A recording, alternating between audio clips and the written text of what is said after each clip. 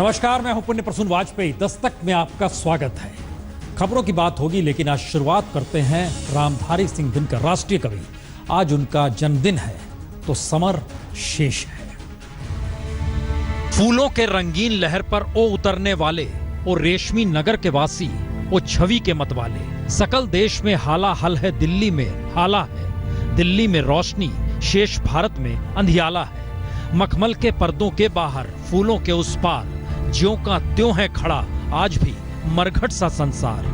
अटका कहां स्वराज, बोल दिल्ली तू क्या कहती है। तू रानी बन गई वेदना, जनता क्यों सहती है। सबके भाग्य दबा रखे हैं किसने अपने कर में। उतरी थी जो विभा, हुई बंदनी बता किस घर में। समर शेष है ये प्रकाश, बंदी गृह से छूटेगा। और नहीं तो तुझ पर पापिनी महावज्र टूटेगा। समर शेष है उस स्वराज को सत्य बनाना होगा। जिसका है ये न्यास उसे सत्वर पहुंचाना होगा। धरा के मग में अनेक जो पर्वत खड़े हुए हैं। गंगा का पथ रोक, इंद्र के गज जो अड़े हुए हैं। समर शेष है नहीं पाप का भागी केवल व्याध। जो तटस्थ है समय लिखेगा उनके भी अपराध। रामधारी सिंह दिनकर। जो तटस्थ है समय लिखेगा उनके भी अपराध। वातावरण युद्ध का है, जिक्र आज समर का ही होगा और समर के जरिए हिंदुस्तान के भीतर झांकने की कोशिश भी होगी। तो समर शेष है, शुरुआत आज कहां से की जाए। पाकिस्तान की घेराबंदी एक दो मुद्दों के आसरे नहीं, 10 तरफ से पाकिस्तान की घेराबंदी भारत करने को तैयार है। जरा रिपोर्ट देखिए।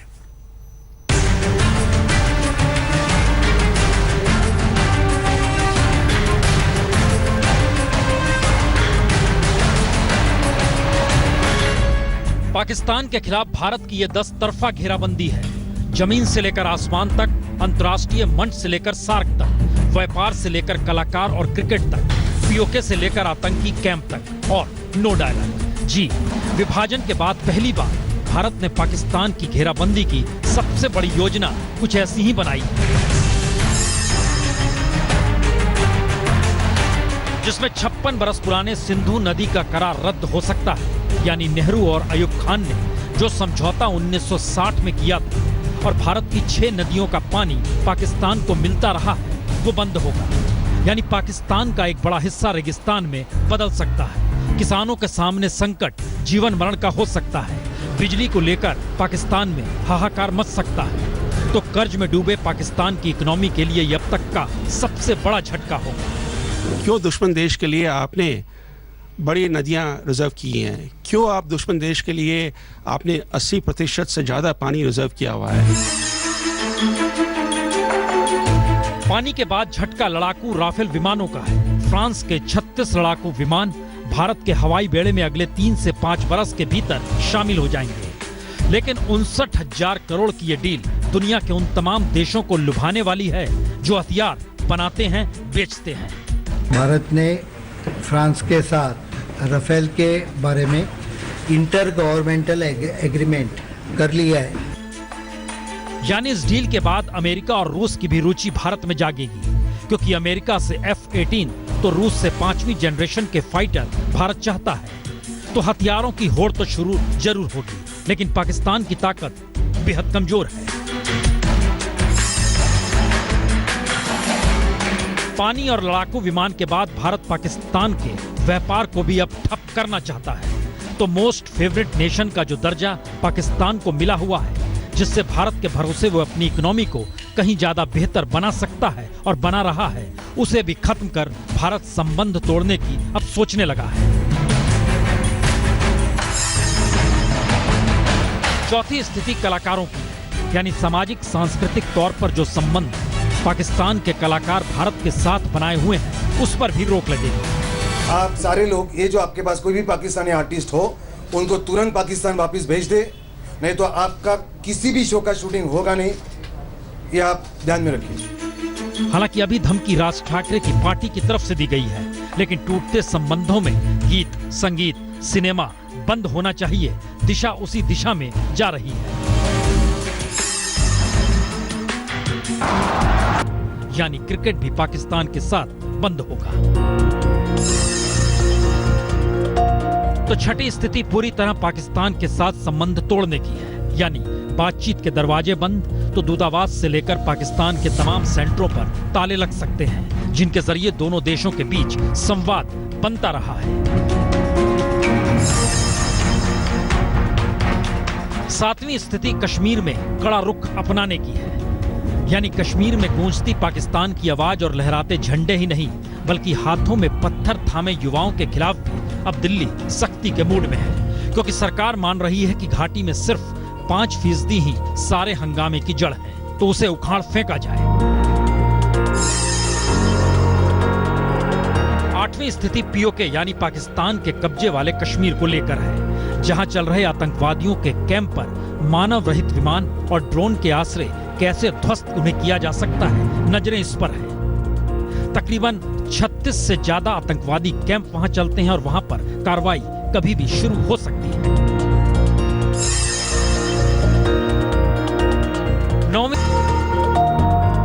10वीं स्थिति दुनिया के उन तमाम मंचों पर पाकिस्तान को अलग थलग करने की होगी जहां से पाकिस्तान को सामरिक या आर्थिक तौर पर मान्यता मिलती है, मदद मिलती है।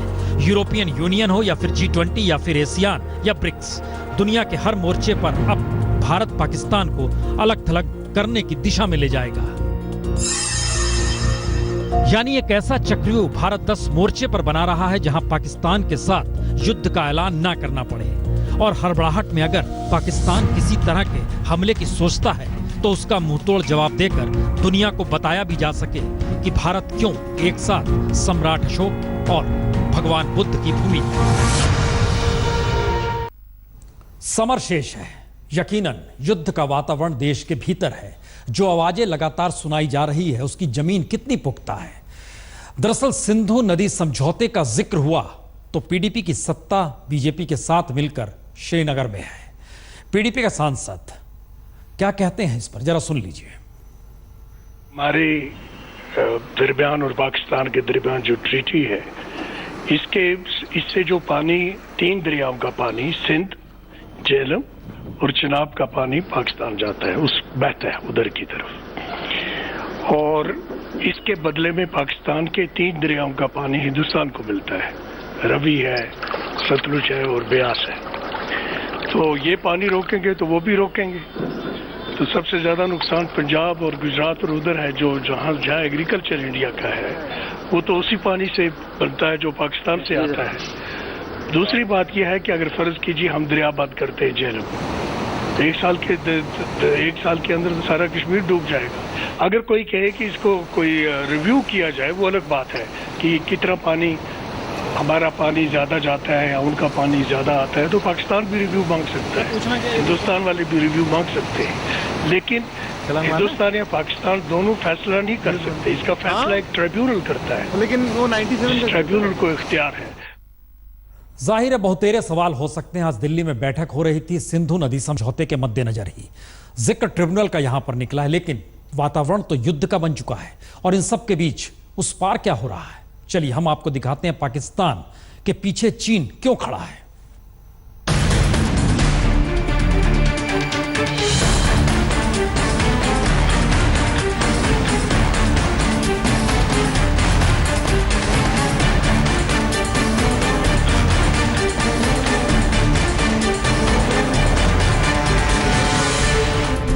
पाकिस्तान के साथ युद्ध के हालात में चीन क्यों पाकिस्तान के साथ खड़ा होगा, या कहें भारत को भी चीन से तब 2-2 हाथ करने के लिए क्यों तैयार रहना पड़ेगा, ये चीन की इस घेराबंदी से समझा जा सकता है। मौजूदा वक्त में चीन सिंगापुर से म्यांमार होते हुए कैसे पूर्वी अफ्रीका और सऊदी अरब तक अपने व्यापार को फैलाए हुए है, ये इस मानचित्र से भी समझा जा सकता है।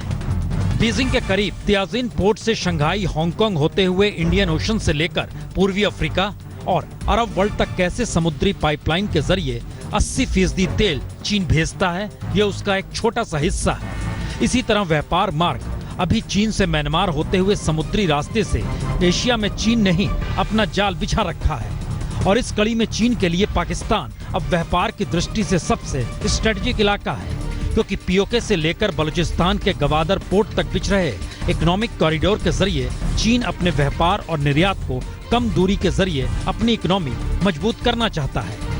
यानी पाकिस्तान एक तरफ चीन के इंफ्रास्ट्रक्चर पर टिक गया है, तो चीन को अपनी इकोनॉमी मजबूत करने के लिए गवादर पोर्ट तक इकोनॉमिक कॉरिडोर चाहिए, चीन के सारे प्रोजेक्ट 2017 से 2020 तक ही पूरे होंगे।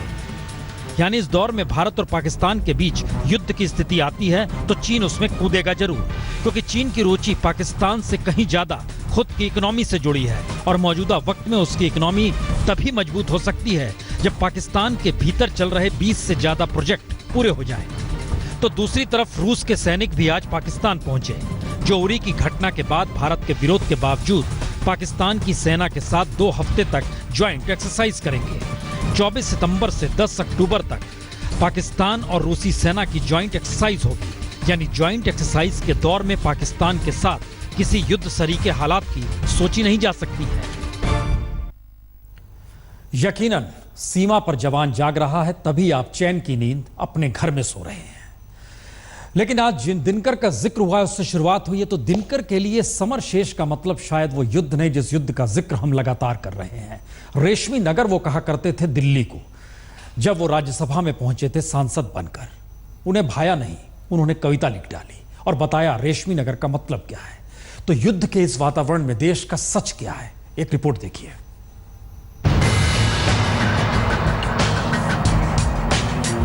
यह तस्वीर झारखंड के सबसे बड़े सरकारी अस्पताल Rajendra institute of medical sciences यानी रिम्स की है, जो रांची में है। मरीज के लिए खाना यानी चावल और दाल तो है, लेकिन अस्पताल में मरीज के लिए बेड भी नहीं और खाने के लिए प्लेट भी नहीं। तो जमीन पर ही खाना परोस दिया गया। कितने दिनों से जमीन में मिल रहा है खाना? एक मास से खाई, एक मास होइलो, एक मास खाई, एक मास से बेसी होइलो, छूटे गेल छै। एक मास से भुइया में खाते? हां, ए छूटे गेल छै कोबे आ ना खुल छै। आ 2 दिन काल खोले छै मिल। तो मुन्नी देवी के मुताबिक 1 महीने से उसे अस्पताल में कुछ इसी तरीके खाना दिया जा रहा है और इस अस्पताल का सालाना बजट सिर्फ 300 करोड़ का है। इस अस्पताल में 1500 बेड भी हैं। हर बरस 150 छात्र डॉक्टर बनकर भी निकलते हैं। लेकिन इस अस्पताल में मरीज किस अवस्था में आते हैं, कैसे रहते हैं और कैसे ठीक होकर जाते होंगे, ये तस्वीर उसका एक सच भर है। तो अस्पताल के डॉक्टर के मुताबिक अस्पताल के परिसर में जमीन पर खाना खाती मरीज महिला की भर्ती अस्पताल में नहीं हुई। लेकिन सवाल सच और झूठ का नहीं, सवाल तो देश में बीमार अस्पतालों की भीड़ और उन सब के बीच मरीजों की बढ़ती फेरिस्त का है। और हालात कितने खतरनाक स्थिति में है, यह इससे भी पता चल जाता है कि पहली बार देश को मच्छरों ने उन बीमारियों से बुरी तरह जकड़ लिया है जिसे विश्व स्वास्थ्य संगठन यानी WHO के नजरिए से खत्म हो जाना चाहिए था। समूचे देश में हालात इतने बुरे हैं कि चिकनगुनिया और डेंगू से दिल्ली, हरियाणा, यूपी, बिहार, झारखंड, उड़ीसा, कर्नाटक, महाराष्ट्र, केरल बुरी तरह प्रभावित है। Indian council of medical research के आंकड़े के मुताबिक 5% ज्यादा लोगों में डेंगू के वायरस बढ़े हैं पिछले बरस की तुलना में, और डेंगू के 12% तो चिकनगुनिया के 10% वायरस लोगों में पाए जा रहे हैं। और विशेषज्ञों के मुताबिक बदलते मौसम और तेजी से बढ़ते शहरीकरण ने देश के हर हिस्से को वायरल की चपेट में लिया है। डेंगू के 20,000 तक तो चिकनगुनिया के 14,650 मामले सामने आ चुके हैं। Indian council of medical research की देश भर में 40 प्रयोगशाला में हर महीने 40,000 सैंपल आते हैं। उसमें से 4,800 सैंपल इस वक्त पॉजिटिव पाए जा रहे हैं। ऐसे में डॉक्टर विशेषज्ञों की राय में हालात बदतर इसलिए भी हैं क्योंकि जलवायु परिवर्तन से लड़ना तो दूर, उसे समझने तक में किसी की कोई रुचि नहीं है। आलम यह है कि बारिश कभी भी हो रही है, मच्छरों ने खुद को शहरी वातावरण में ढाल लिया है, लेकिन हमारा सिस्टम ये नहीं समझ पा रहा कि जब शहरों में सालों भर निर्माण कार्य चलते हैं और निर्माण स्थल पर पानी जमा रहता है तो मच्छर आसानी से पनपते हैं। और ऐसे वक्त में लोगों का पलायन भी रोजगार की तलाश में शहरों की दिशा को ही पकड़ रहा है। और आलम अस्पताल दर अस्पताल मरीजों के लिए न्यूनतम इंफ्रास्ट्रक्चर तक नहीं है, चाहे वो दिल्ली हो या बेंगलुरु या फिर रांची। रांची से धर्मवीर सिन्हा के साथ आज तक ब्यूरो। बहुतेरे सवाल हैं देश के भीतर, बहुतेरी लड़ाई लड़नी है, इसीलिए समर शेष कविता रामधारी सिंह दिनकर ने लिखी थी। लेकिन सवाल इतना बढ़ रहा है, इस देश की सियासत जो है सबसे ताकतवर हो चली है और उत्तर प्रदेश में चुनाव है और ऐसे मौके पर बीजेपी कलिकट में जब वो अपनी राष्ट्रीय कार्यकारिणी करेगी तो ऐलान करने जा रही है कि दलित पंचायत भी करेंगे। हर पार्टी कर रही है दलितों के नाम पर वोट बैंक बनाने की कोशिश, लेकिन हम आपको दिखाते हैं कोई नहीं जागा। राष्ट्रीय मानवाधिकार आयोग को नोटिस भेजना पड़ा। मसला क्या है देख लीजिए। तो यूपी में जिस दौर में राहुल गांधी दलितों के घाव पर मलहम लगाते हुए घूम रहे हैं, बीजेपी अध्यक्ष भी दलितों के दर्द का बखान उनकी चौखट पर पहुंचकर कर रहे हैं। मायावती दलितों की मसीहा बनी हुई है और अखिलेश यादव दावा कर रहे हैं कि दलित अत्याचार राज्य में कम हुए हैं। उस दौर में आगरा में दलित लड़के के साथ ऐसी अमानवीयता बरतने की तस्वीर सामने आती है कि किसी की भी रूह कांप जाए। तो ये सवाल अपने आप बड़ा हो जाता है कि दलित क्या सिर्फ वोट बैंक है या उसे भी जीने का बराबरी का अधिकार है? उसके लिए भी कोई संविधान है, उसके लिए भी कानून काम करता है? क्योंकि ये तस्वीर बताती है कि वाकई उसके लिए कोई कानून काम नहीं करता। मेरे पे गए थे, मार पड़ी है मेरे पे, फिर गए थे तू झूठा नाम ले,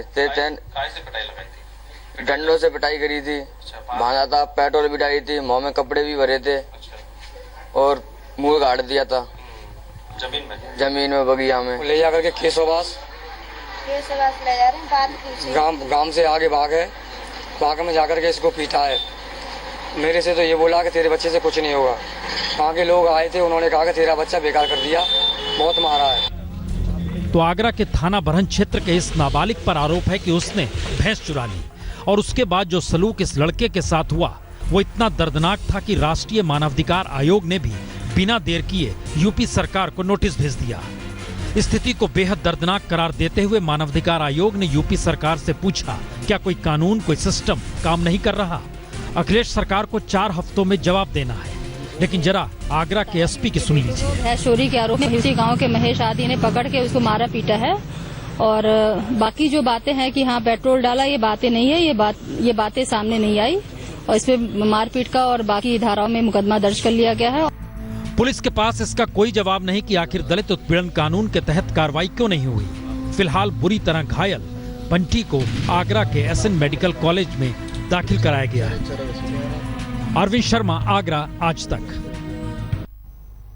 यकीनन समर शेष है और जो तटस्थ हैं समय लिखेगा उनके भी अपराध, लेकिन मौका इस दौर में सिर्फ और सिर्फ युद्ध की हवा का है। तो हमने एक ऐसा गीत लिया और गीत के शुरुआती अंत हम आपको सुनाते हैं अक्सर, लेकिन आज